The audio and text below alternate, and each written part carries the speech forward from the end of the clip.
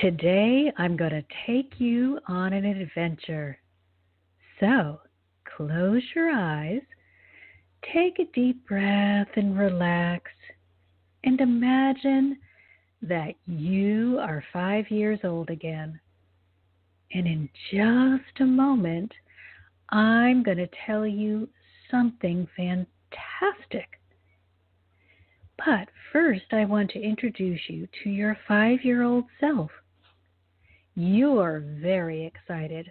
It's difficult to contain all of the energy that you have. You are just a joyous bundle of fun. And because you are so busy, Mom has told you over and over again to be careful around her things that are fragile. But guess what? I'm going to give you some fabulous news. You are going to Disneyland. You can't believe your ears. You can't believe it. It's the most exciting thing that's ever happened in all of your life. And before you know it, you're jumping and screaming, and you can't even contain yourself as you start running through the house. You are just that excited. You're running and running and running, and you're bumping into things, and boom, crash. Mom's favorite fragile things have just fallen to the ground and broken. All of that excitement and all of that joy has just drained away. Now you're feeling ashamed. You know it's your fault and you're dealing with blame and you're afraid. Are they going to take Disneyland away from you? Welcome, everyone. It's Marcia Martin, the Heart Healer, and in just a minute, we'll be back to help you deal with the energy of blame. Angel Heart Radio programs should not be used to replace your legal or medical advice. Welcome, everyone, to Angel Heart Radio. You are our focus. We want you to know that you matter in the world and that you're important to the world. We're here to remind you of just how valuable and needed you are right now.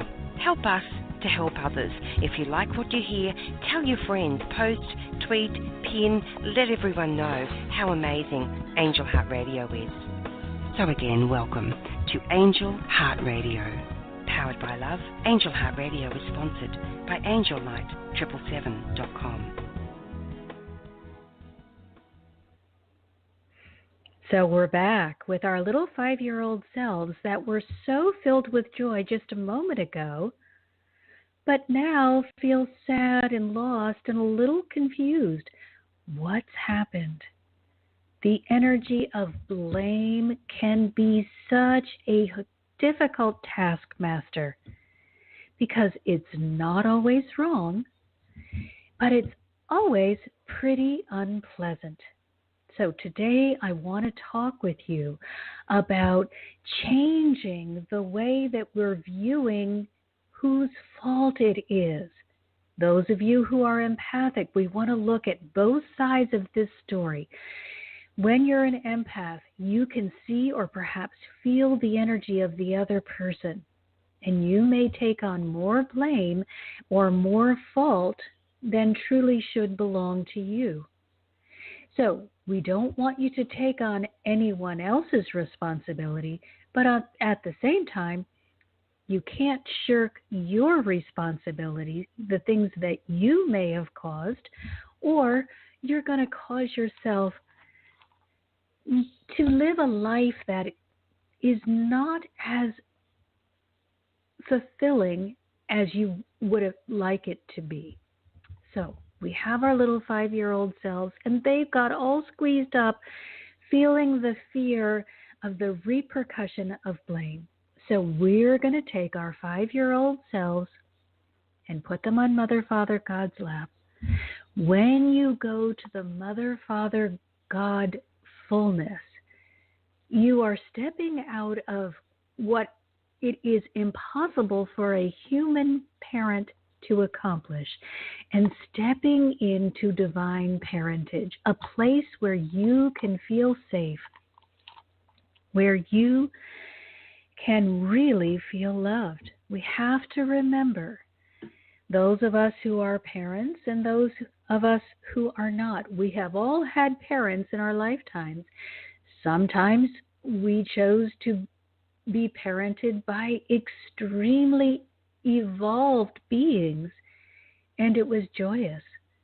Other times we've allowed ourselves to be parented by people who were struggling with the very basics, and it was strengthening. But no matter what human parent you had, you can always go to Mother, Father, God and take the wounded part of yourself and place that in their care. Then you need to go into the heart and do the work to clear and heal and expand the heart. So those of you who are hurting in any way, who need help clearing out the heart, remember, you can always schedule your Angel Heart Breakthrough session with me. It's free of charge. 30 minutes of looking at what is going on in your life and what you can do to improve your life, your relationships, decrease the amount of pain that you're feeling on a daily basis until life just becomes joy-filled. I want you to be victorious. So if you're interested in healing your heart, then schedule your complimentary breakthrough session at marciamartinthehearthealer.com. It's Marcia, M-A-R-C-I-A, Marcia Martin, thehearthealer.com. So let's take a look at this incredible energy of blame. Why would a loving God allow us to be hit with an energy like blame that brings shame and resentment and fear and all of these negative emotions right on behind it? Well, because we're here learning, we know that we're not going to always get it right. When something goes wrong and you realize that you're the one that may have caused it, immediately take responsibility. Step right up to the plate and say, I am terribly sorry. You don't have to give any justification. Just, I'm so sorry. I didn't realize that that was what I was doing. Or just, I am so terribly sorry. Please forgive me. I also want you to remember that you need to ask forgiveness of yourself, especially if you are an empath. The one that you are most likely to hurt or to put in danger or to ask too much of is yourself. So take a minute to look at what you're doing throughout your day and ask yourself, do I need to ask forgiveness for the way that I have allowed myself to be treated? If so, take responsibility for your part and then move on. Do your best to change that behavior. But we always have to look at everything from two sides. It's not necessary, spiritually correct, or sanctioned by the universe that you should be the rescue squad for the world. So that means every time you're taking blame when you did not cause the problem, you're out of order. You are out of balance. You're out of alignment with God. And that means your life just got that much more difficult. Sure, when you're 5 and you've broken something and you're so afraid trying to sweep those pieces maybe back together, maybe mom won't notice and I'll still get to go to Disneyland. Or perhaps you timidly walk up to Mom and with tears in your eyes, you pull on her shirt and tell her what's happened. But no matter what, it doesn't feel good. And that not feeling goodness is where we can often get into trouble. So that's why we've got to be loving to ourselves. Do not keep participating in the activities that are going to cause you to feel shame afterward. Do your best to move yourself out of that place. Accidents will happen. Things will come up that you didn't do correctly. Don't dwell on them. Use the power of the Almighty to help you move through. But remember, you are not the rescue squad. So, those of you who are empaths, and almost everyone that participates in these calls is empathic, you have to be particularly on alert, because here's what may happen to you, even when you were as young as 5. Perhaps you and your siblings were running in the room, and they knocked the most fragile, precious thing of Mom's to the floor. Well, depending on what kind of relationship you had going on in your family, you may be tempted to take the blame because you can feel their pain. If you've carried that into adulthood, or if you have just started it as an adult, the time to stop is right now. Yes, you must be responsible for that which you caused. You must make amends and do your best not to repeat the error. But when you take the blame for someone else, you stop them from being able to understand what it was that they were being taught at that time. And I understand that you can feel their pain, and all you're trying to do is make it easier for them. But that's truly not the answer. It's not going to help anybody move forward. It keeps you out of alignment. It keeps them from stepping into alignment. You're not going to earn a place in heaven with your good works. It's not possible, because you already have a place in heaven that is absolutely guaranteed just because you're you. You are so loved that you don't have to do a thing. The whole point of this life journey so that you would be able to learn, and part of learning is making mistakes.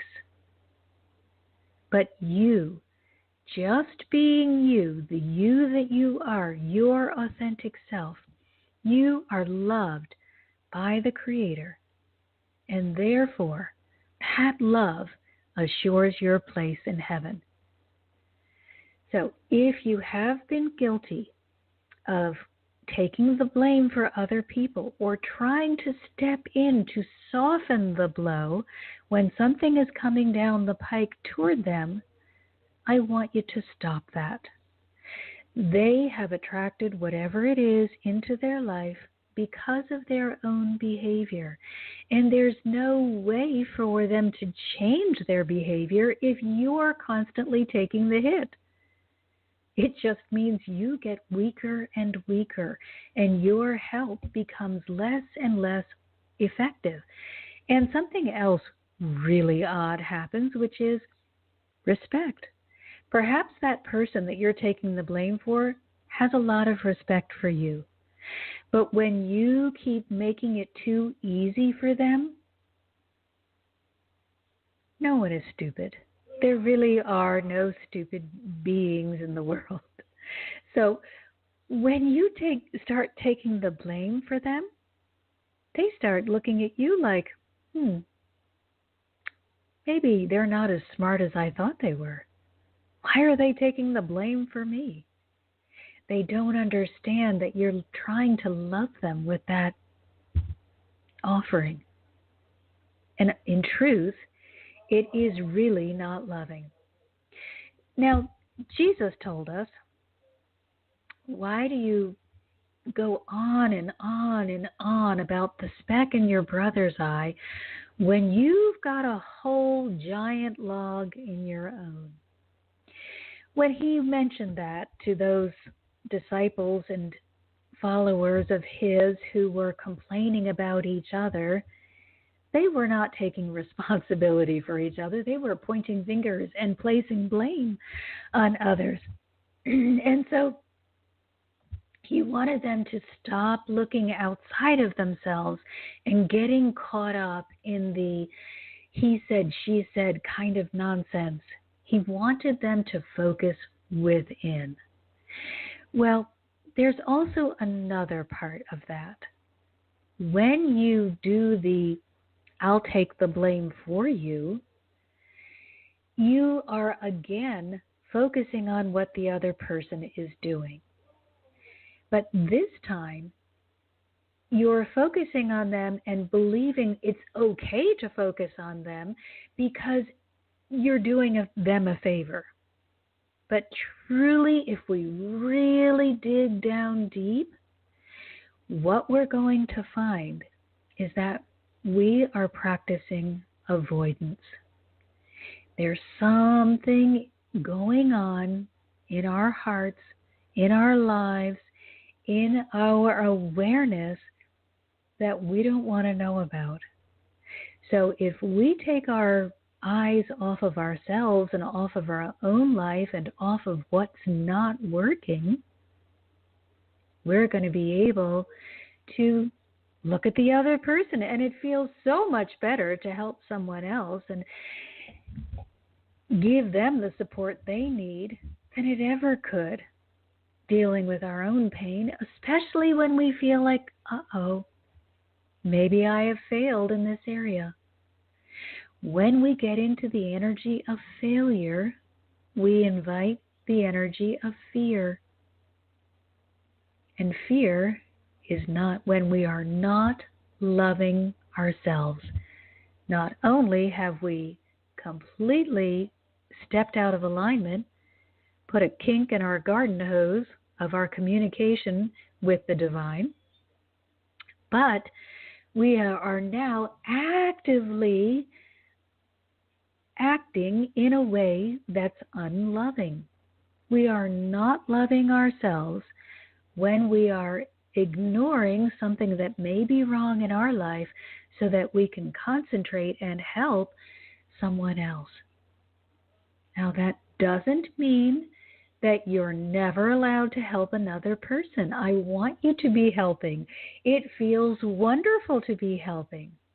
As long as you're not choosing to help someone else while as a way to avoid some painful incident in your own life. The most important thing is for you to feel good about you.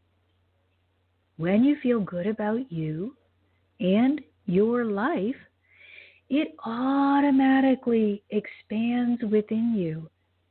And when you've gotten yourself to the point where just every aspect of your life feels increasingly better and better and better, before you realize it, you're going to be overflowing with this joy, this love, this delight about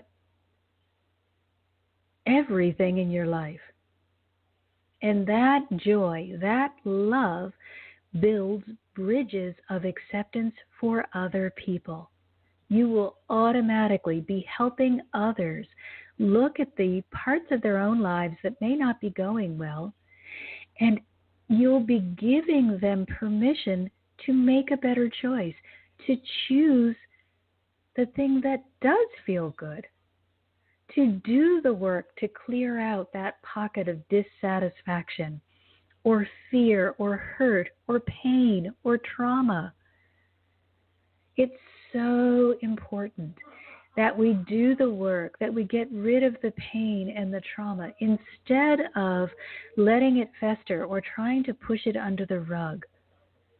We want to be brave enough to take a look, to lift up the rug, to look underneath and say, oh my gosh, what is this giant monster hiding under here? When you identify it, when you look at what it really is with the eyes of the heart, you will be able to clear and heal that pain and trauma. But you got to keep your focus on you before you turn your eyes on someone else. It doesn't mean that you have to wait to extend healing to others until you're completely healed, because we know that this life is a journey. But I want you to take the parts of you that feel good, that are overflowing with joy, and share those with others. Help another person find what's good in them. But continuously do the work of self-healing. You don't want to engage in avoidance behavior because it's easier. In the long run, it's not going to turn out to be any easier. And truly, as a healer, you will be most effective when you have healed some of your hurt enough so that you can stay in the highest registers of love, joy, and peace for extended periods of time.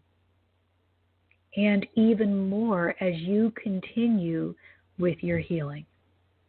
Let me share a story that happened to me that will explain the difference between those two.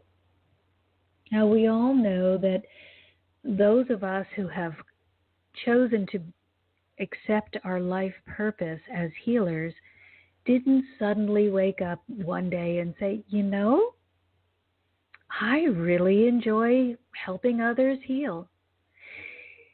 It is a life purpose that you have brought with you to share, and all of the experiences that you've had leading up to it have helped strengthen that life purpose, have given you information, knowledge, and experiences that you would need in order to be helpful to others. So, one of the ways in which I operate in the healing realm is as a teacher.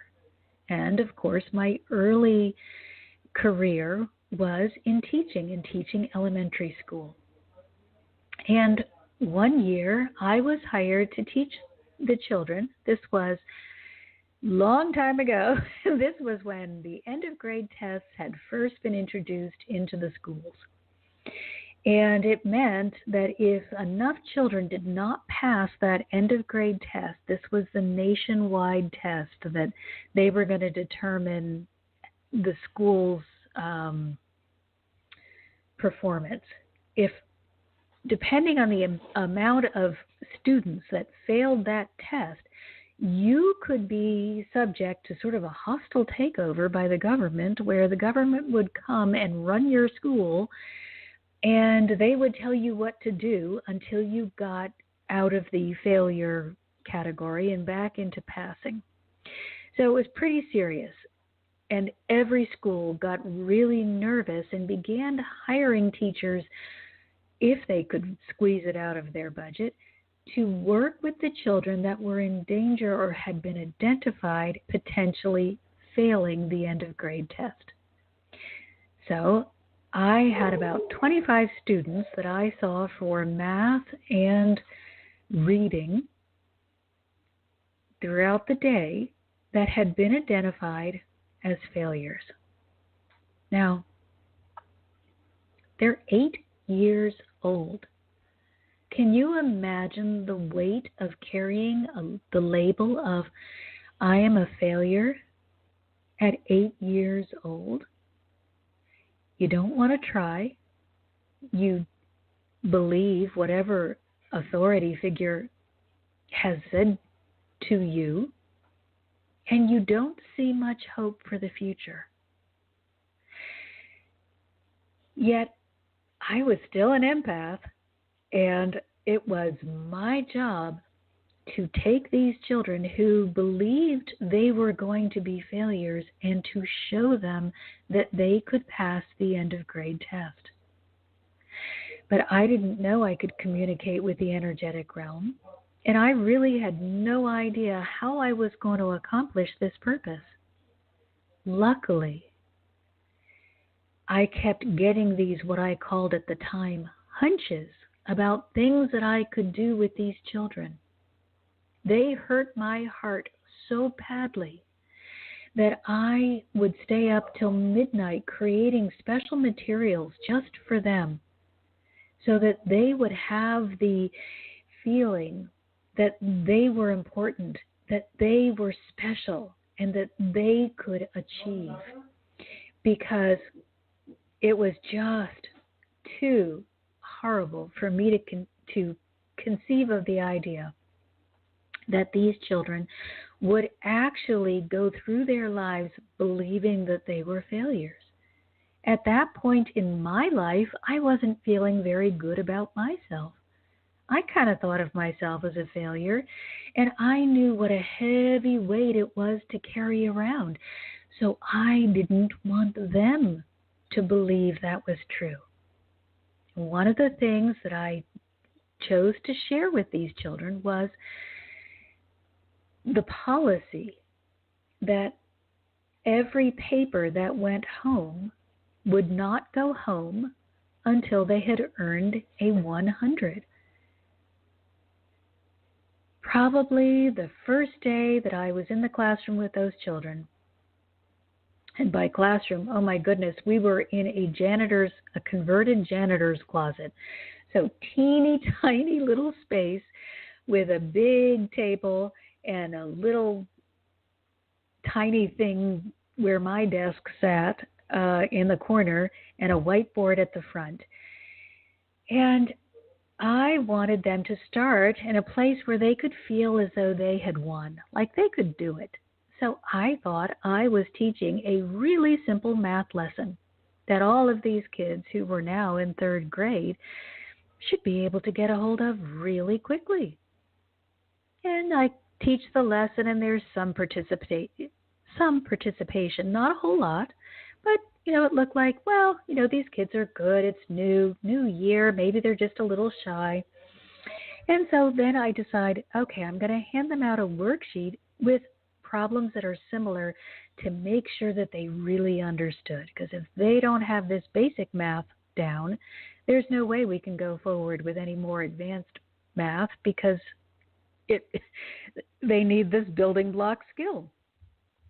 So I hand out the paper, and I've barely had time to sit down, and that meant walk 2 steps. Barely had time to sit down at my desk, and here comes a little guy, and he's all circles. Instead of long and lean, he's pretty round, chubby little guy, dressed in stripes, which just made him look rounder. And the thing that I noticed first was that his head was hanging down, and his paper was dragging out of his fingers, almost touching the floor. And his pencil was maybe about 2 inches in length, just a little stub. Everything about him said, I'm defeated. I'm worthless. But it was a brand new school year, and I was still full of enthusiasm and dumb luck, I guess. And I said, oh, let's take a look at your paper. How do you think you did? He looked at me and he said, oh, I already know. I failed. That was it for me. That made my entire world fall apart. Because that was too close to the way I was feeling about myself. So I listened to my intuition. I didn't understand it was the energetic realm helping to steer me. But I listened to my intuition and I erased all of the answers on that page and we worked all of the problems together.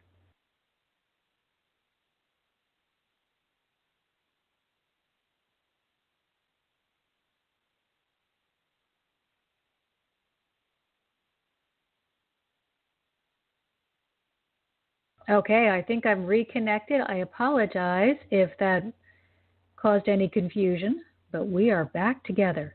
So I was just telling the story of this little guy in my class, and he was going to get his first 100. And so his eyes lit up. They were as big as saucers. And everyone else in the class realized what was happening, and they couldn't wait to get hundreds. And throughout that year, they were willing to give up free time, lunchtime, snack. They would bring their lunches and their snacks and take their free time with me in the classroom so that they could earn that 100. Now, that was a wonderful success, but I had no idea what I was doing. If I had known what I know today, I would have been able to make their progress so much faster. We would have gone right into the heart. We would have identified that place where that pain was stuck, the place where someone had told them, you know, you're not good enough. You're probably going to fail. Or someone had blamed them. It doesn't matter what it was that caused the problem. It only matters that they felt that that was true. So, what I want us to do today is recognize the power of the heart. When you get in a situation where you feel that you have been blamed or unfairly, or where you feel that you need to accept the blame, accept the blame quickly. If you're being blamed unfairly, don't make a big deal out of it. But if you have walked away with pain from the incident, do make sure that you go in and do the heart healing that needs to happen. Sometimes we are going to make a mistake. We're going to make an error. Those are the things that we're participating in that will bring negative fallout. And they won't disappear because we've chosen to focus on someone else.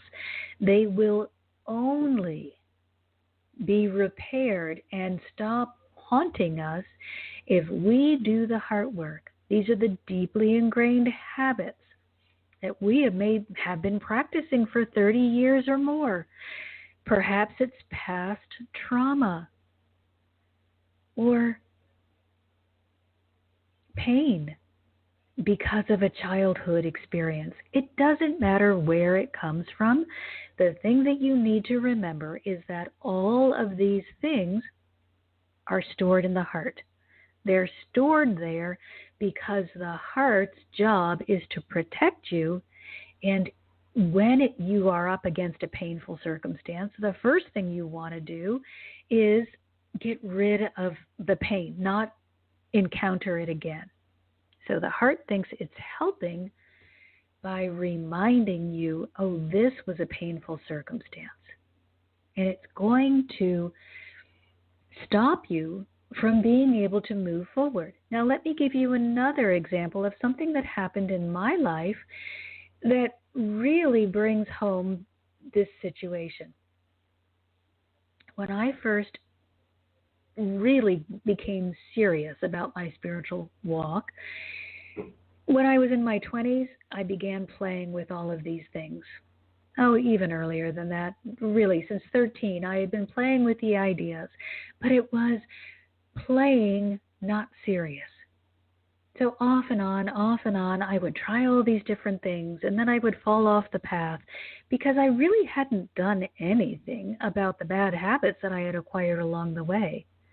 So when I lost focus, which we all do quite frequently, I would go back to my default programming, which of course was negative thinking, limiting beliefs, replaying old trauma and pain. Well, then I got serious. And then I said, I'm ready. I'm going to really focus on affirmations. I have read some really wonderful testimonials from people who say that affirmations, just saying positive things, turn their lives around. They don't even recognize their life from where they were to where they are today.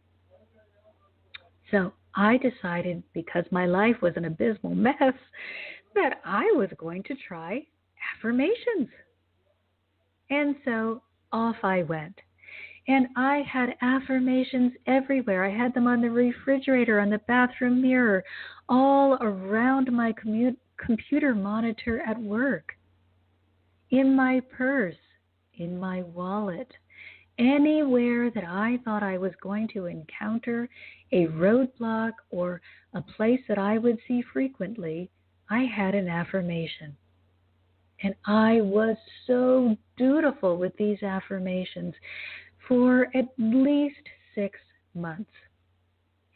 But it was though I woke up out of a deep fog after 6 months, and I said to myself, nothing's changed. Nothing is better. If anything, things have gotten a little worse because I haven't attended to anything, and that mountain under the rug has grown.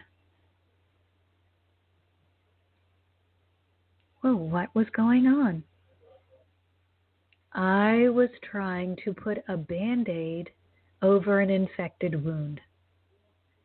Instead of cleaning out the wound with deep heart healing, instead of really getting in there and saying, what do I need to do to heal this childhood incident, or this incident that happened recently, or this limiting belief or negative thinking, or even this past life issue that I've brought forward to heal in this lifetime, instead of looking at what I needed to do at the deepest level and really cleaning it out and healing it, I was just trying to paste positive thoughts on top of it.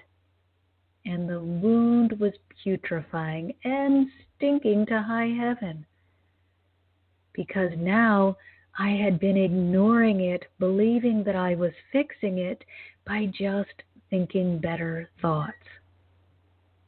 Affirmations will work, but you must do the deep healing work first, or it could be years before you will have enough energetic oomph going on with your affirmation to overcome all the negative programming that is working behind the scenes. I want you to remember that the divine always deals in absolutes. They are never going to come to you and say, I kind of hope this is going to work. If that's what you're approaching a problem with, you're not dealing with the divine mind, and you've not accessed the divine mind, which is available to everyone for your benefit, to help move you forward. So, the divine mind deals in truth, in healing, and in solutions. It's time to stop with all of the complications. If it's getting more complicated, you need to scrap whatever you're doing, get in there and into the heart center, connect with the divine and find out why it's getting worse instead of better. They will not lie to you. They will lead you directly to the source of the problem. And if this is something that is too overwhelming for you to deal with on your own, then contact me and schedule your angel breakthrough session. And even more exciting than an angel breakthrough session is that our community is now open. So you can join the community and have access to healing information 24 hours a day, 7 days a week. You will have other people, other like-minded individuals that can support you. And even at the least expensive level, you will spend time with me every week in a live presentation so that you can interact with me. So the loneliness, the feeling abandoned, lost, overwhelmed, that's over, because now you have a community where you can become involved. Marcia Martin, thehearthealer.com. Go to the community tab and find out which level would be best for you. There's always an answer. There are many, many roads to your goal. You don't have to do it the way someone else does, but it sure is easier when you have support. So go to Marcia Martin, the Heart Healer, Marcia spelled Marcia, and get the help that you need. And I want to remind you of how brilliant each one of you are. So stop looking for someone else to do it for you. You don't need them to do it for you. You don't even want them to do it for you, because then you're robbed of the very important lesson and learning experience that you would have had otherwise. Take an inventory of your own life. Rescue yourself first. It's not that we don't care about the other people.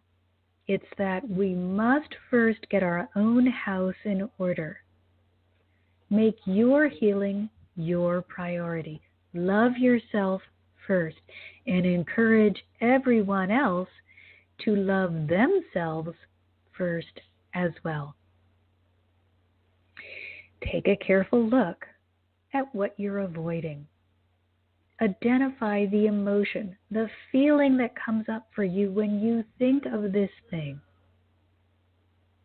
Process the fears you've identified. Remember, at the beginning of this broadcast, we were 5-year-old children running around, and we had just because we were so overjoyed that we had gotten the good news that we were going to Disneyland. And then we broke Mom's favorite fragile item. And suddenly we're there, steeped in fear and not feeling so great anymore.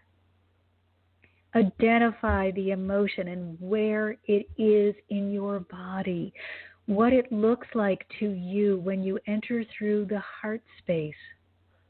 But love yourself through the entire process. Let go of blame. Don't look for someone to find fault with. You don't need to point any fingers. That's just going to create a complication. And the last thing that you want in your relationship with the divine is complications. If it is getting so difficult, start over. Take a deep breath, close your eyes, take a moment to clear your being, start over. You've stepped out of alignment if you've made it complicated. Once you've cleared the pain, now move forward into the place that feels good and allow yourself to stay there. Make sure your forgiveness is complete. Even if it is someone else's fault, let it go. But if you were the one that was causing the problem, let it go. If it tries to bubble up again, repeat the process. Just cleanse that area, let it go, lovingly send it light. And in just a few minutes, we're going to do that. We're going to pick an area that feels really sore, really like somebody's pressing the doorbell and won't let up. We're going to find that noisy place in you and send it some healing so that you're able to move through beautifully back into your place of alignment. I also, though, want you to be careful that you're not allowing your comfort zone to stand in the way of your greatness. Now, comfort zone is not really the same as blame or that fear that can come up when you are facing a blame, shame situation. But we do have to be aware that the comfort zone may be sending up a smoke screen. When you push yourself toward greatness, I don't want you to push so quickly that you become so uncomfortable that you're paralyzed. But I do want you to continue to look at what it is that is encouraging you to play small, because playing small is never going to help anyone. All lasting change must first be done in the heart. So into the heart you go to take a look at what's going on there. Your mind is not in charge. The subconscious, which is ruled by the heart, is where you go when you go offline. And since our attention span is down to less than 8 seconds, know that every single one of us is spending quite a bit of time offline. So we have to make sure that story that we practice when we're not paying attention is one that we want to be saying, one that furthers us, one that lifts us up, one that reminds us of our greatness, and not one that's filled with blame or shame.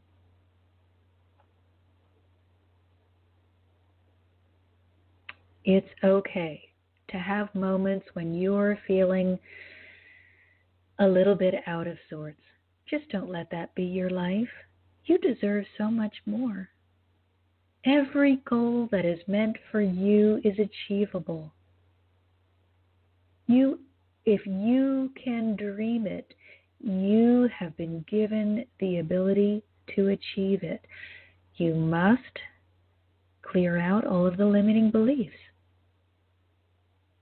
And one of the most important things that you can do is to spend time with the divine and create a divine blueprint. It becomes like your solution guide. It's your roadmap of how you're going to move forward into victory. So let's visualize, get a picture of how you want it to be, and then spend as much time as you can acting as if that thing is your current reality. But before you do anything, heal the deep hurt that's preventing the success. So it's great to know where you want to go. That's your visualization. And it's great to spend time believing that you're already there. But you must heal the deep hurt if you're ever going to arrive. But I want you to allow solutions to replace complications and confidence to replace uncertainty. The divine doesn't deal in maybes. You don't have to keep going back again and again and again, hoping that you're worthy. Know that you're worthy. Let's spend a moment now building your confidence, clearing away the hurt, and helping you remember that you are a divine child of God. You must stop assigning blame finding fault, or showering any situation you encounter.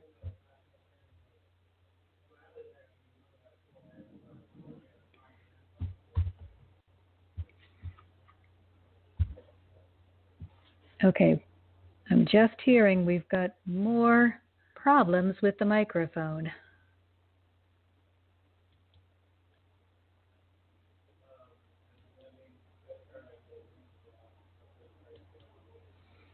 So we're going to do a meditation that will help you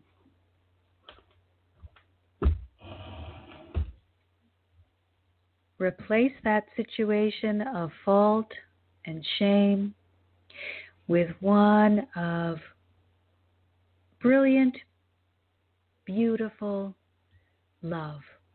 You always deserve to be loved. You always need to allow yourself to be filled to overflowing.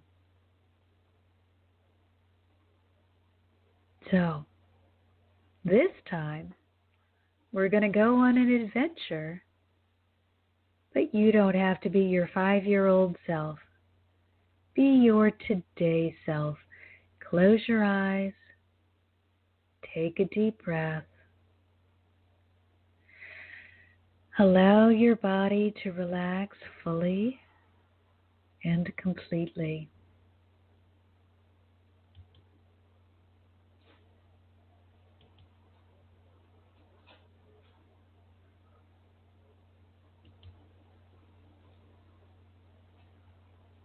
Couple of deep breaths, just letting your entire body relax in every way. Now place your attention on your higher self point. There is an energy there. Divine goodness waits for you there. The unconditional love given to each one of us from the divine is moving down from your higher self point, down through the crown, down into the midbrain area, forward to the third eye, back to the midbrain, and now back to the Alta Major at the nape of the neck, forward to the throat,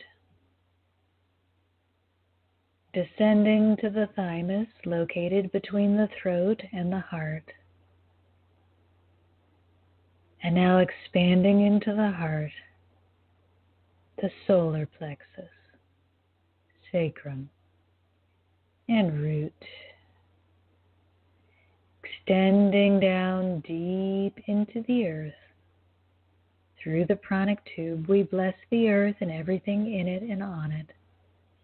As we extend this gift of unconditional love to Mother Earth, that she may be able to fulfill, renew, and restore herself completely. And she gives us her energy of restoration. And we bring this combined energy of love and restoration up through the pranic tube, blessing the root, the sacrum, the solar plexus, the heart, thymus, throat, nape of the neck, midbrain area, third eye, crown. And now allow it to move through the higher self point and give it as a gift of gratitude to God. And they add their complete understanding of value, of your perfection, of your great joy. and they send it out to all universes known and unknown.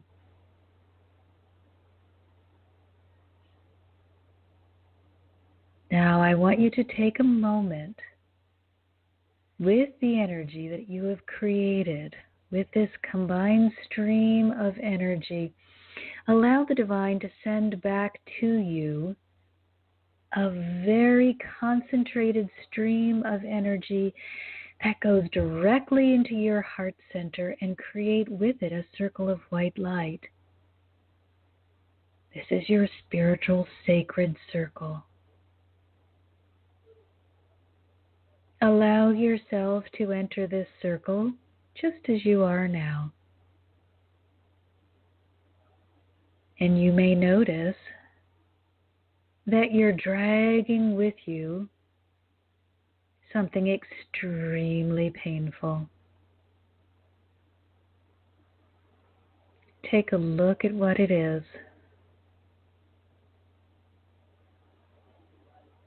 Does it have a particular shape or color? What's its significance? What does it mean to you that you're dragging along this heavy burden? And now take a look around.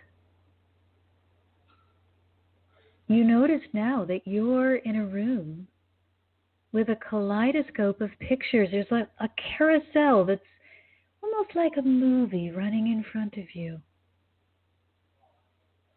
You are now able to see the damage that has been done in your life because you carried this heavy burden of blame, of guilt, of fear.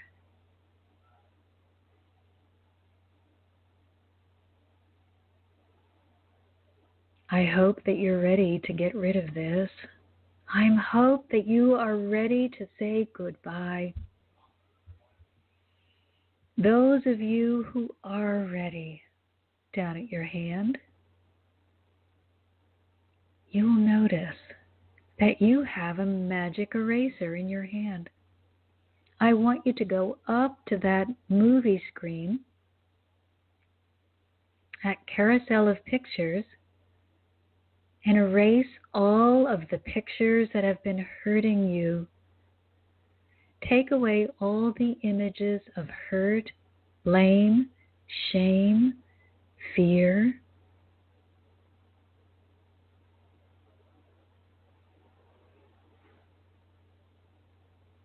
And now, love yourself. Tell yourself, I am so sorry that I put you through this. It wasn't helping us. Please forgive me. Love yourself so much that you let it go. In front of you now, where the movie used to be, is a blank screen. But you have a magic marker in your hand.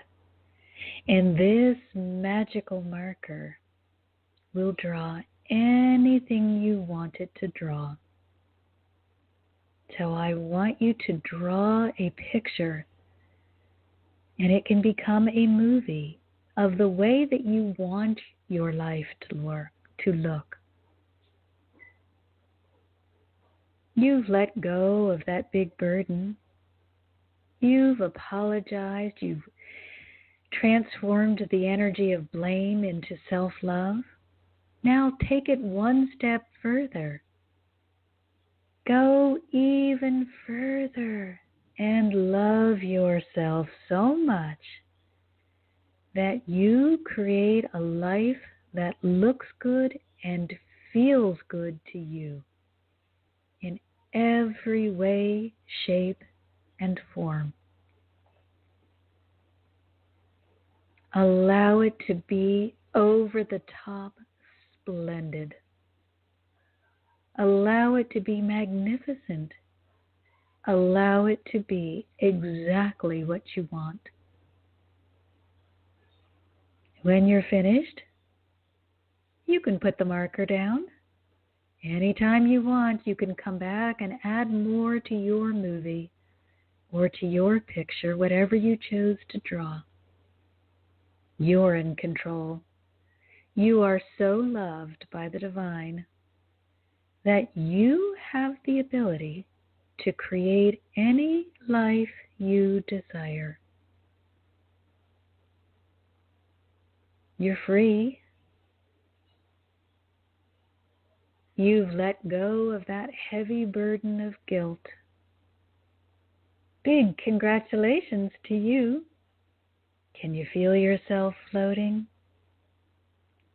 Take a deep breath.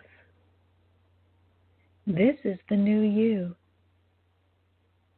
The you that loves and supports and celebrates you. You've left that other condemning, blaming, shaming person behind. You don't need them anymore. You never did need them, and now you know the truth. Moving forward, create your divine blueprint. Visualize your success.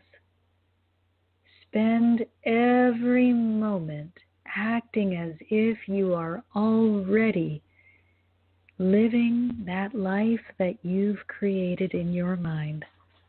And know that you are backed up by all of heaven because you are just that special.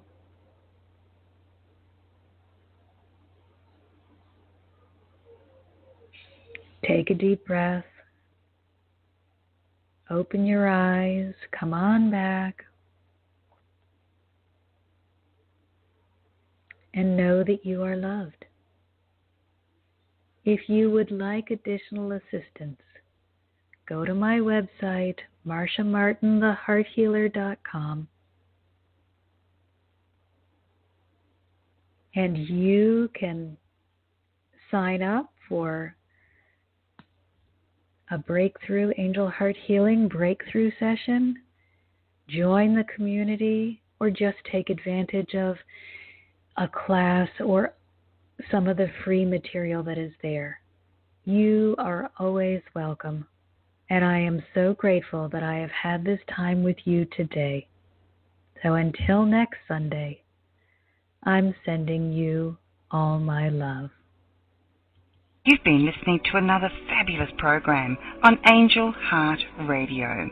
Our goal is to remind you of how much you matter in the world and to let you know that we appreciate who you are in the world. You can check out who's on, when we're on, and who our guests are at angelheartradio.com. Everything is there. It's all just one click away. Angel Heart Radio programs are powerful tools to help you in your life and your life experience. They are not intended, nor should they, be used to replace your medical or legal advice. The views expressed by hosts, co-hosts, callers, guests, and associates should not be construed as advice from Angel Heart Radio.